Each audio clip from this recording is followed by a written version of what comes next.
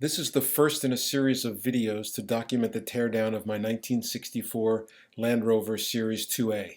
By way of disclaimer, I don't know what I'm getting into, I'm not a mechanic, and it's possible Randy here will end her life in hundreds of pieces. I'm starting out with a simple task, removing Randy's bonnet. I don't need any tools because Randy is missing some pieces, but if she weren't, here's what I would need. Randy's spare tire is attached to the rear door, but if it was mounted to the bonnet, that would need to be removed first. The bonnet is connected at two hinge points at the firewall.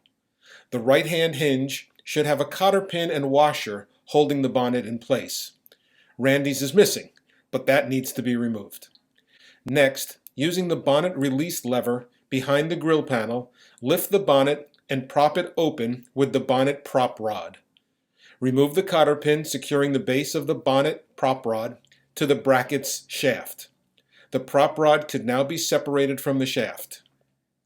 Finally, slide the bonnet towards the left-hand side of the vehicle and lift off. The bonnet is now removed.